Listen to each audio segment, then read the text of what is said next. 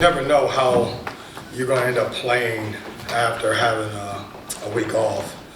Certainly, we worked on a lot of things, and we took 2 days off after the Kansas game.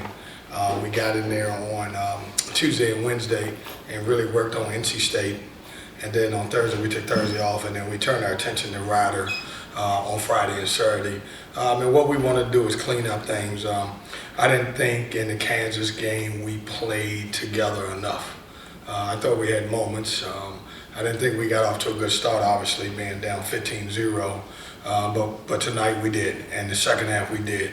I thought we grew in a lot of ways. When you look at it, what I think this team has to do. I don't know that we got to have 21 assists on 29 made field goals all the time, but we have to play off each other. And I thought we really did a good job tonight, moving the basketball and playing off each other.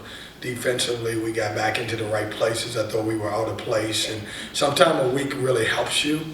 Sometimes you can be a little bit rusty, but I thought our week was well spent. Questions?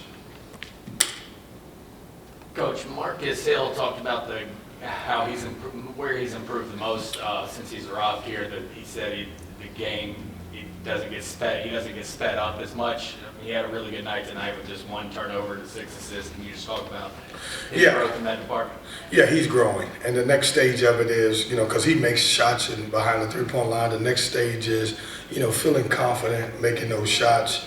I think the biggest thing with Marcus is he thought for this team he had to score. With his ability to get paint touches, I think he had 6 assists tonight.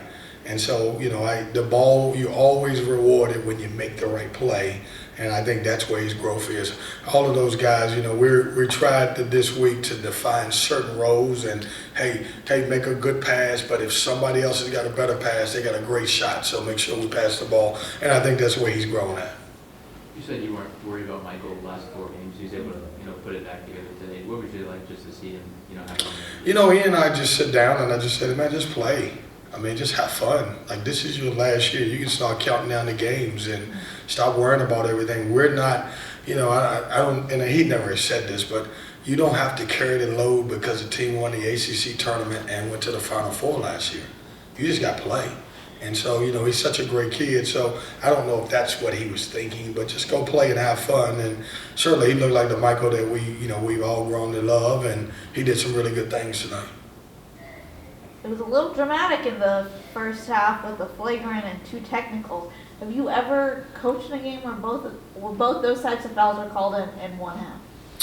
Oh, I'm sure I have. I've been in a bunch of games where, hey, listen, I've been in some games where a bunch of people have gotten thrown out of the game. So, yeah, I'm sure I have. And, one of them was, a hard foul at the other end, and then Ben was playing defense, and the guy whacked him pretty good. And so, but, yeah, I've been it, and that happens. Sometimes that happens. You often see players be a little more energized when they go home to family? Say that again? You often see players get a little energized when they return after seeing family? Yeah, JC, my message to these guys is give back.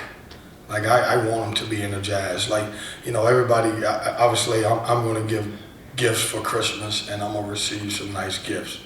But at the end of the day, what I told our players were there are people at home that are praying for you. There are people at home that really, really love you, who you are.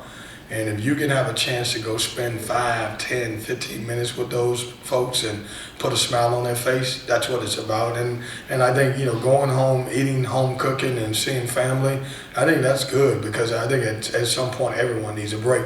I was talking about this the other day. When I was a prep school coach, and the reason why the headmaster from Hargrave visited and came up to practice, and the one thing I do miss is when I was a prep school coach now, we would play this game, we would play in New York, and I wouldn't see them until like January. So you got about 3-4 weeks off. I said, those days are over for me. And so in the 3 or 4 days that our guys will be home, I hope they get a chance to spend a lot of time with their family and make somebody smile. Created separation early in the game. How big was that? And was it a point of emphasis? Yeah, you know what? We wanted to establish ourselves defensively. I've talked about this. Sometimes you can come out flat, but that doesn't mean that you got to give up baskets because you're not scoring. And we really emphasize that. The one thing that we did this week that we've done different is we played a bunch of small games. We played a bunch of 4-minute games, and putting them in situations where you're up 10, down 10. We wanted to, instead of drills, I think sometimes as coaches we can over drill, and in drills you know where you're supposed to be. But when you're playing a game, guys are in different places, and I thought it paid off for us, and we were better, and I thought we got better in some areas. Are you do you like to divide the season into parts, and do you feel like this part is now finished with the non-conference slate? Yeah. And now you know what you need to do for the remaining parts of the season? Yeah, I do. I look at it as non-conference is over. Now we turn our attention to, back in the day, you wouldn't have played an ACC game so far. Now that we're at 20 games, you got to play one early. But we're talking about, hey, now your focus is now for the rest of the season, all ACC game. We got off to a great start, being 1-0, taking care of home, and now obviously we got 19 more of those games. So how do you navigate this little week off or area and so that you will be ready in Virginia? Yeah, I just, when we get back, every coach will tell you this, when you get back that day, you get back, it's a throwaway day. Our guys are going to get back in the gym late on the 26th, and I'm going to try to get them in some type of shape. But I will say this, we've got a bunch of guys that it's hard to keep them out of the gym, so they're going to probably find somewhere to work out. But we'll get back to 26, practice 27, may take a day or two off somewhere in there and get ready for the game. But we gotta divide it up. But you don't want to lose everything that you put into it. But in the same token, it's very important. And I'm one of the coaches that our guys need to go home and spend some time with family. What are some of the key things you've learned about this team throughout the non-conference schedule? Well, I think the biggest thing is that we need each other. Like, we don't have the DJ Horn that can go off for 20 points every game. We don't have Taquavion Smith or Jaquel Joyner. This group needs each other to be good, and that's okay, because when you got a bunch of guys, you look at our stat sheet now, when you got a bunch of guys getting 10, 11, 12 points a game, sometimes that's the hardest team to guard because you don't know who to focus on. But the one thing I've learned is that when we play together, we can be really good, and we really need each other. You talked earlier in the season about how you wanted to play fast. This team is still relatively low in terms of tempo or possessions per game. Are you kind of leaning into what you're seeing right now, or do you still want to see them play faster? Well, I think when we play fast, we're really good. I don't know what we are in the country in fast breaks, but at one point we were number 1 and number 2 in the country. And so we are playing fast. I think the segment when we didn't play fast, when we were giving up, and we gave up too many tonight, I'll talk about that later, when we give up offensive rebounds where we couldn't get out and run. I think when you look at our wins, most of our wins, we've done a good job of running. The losses, we haven't. Number 1, because I thought we gave up too many rebounds, and so we couldn't get out and run.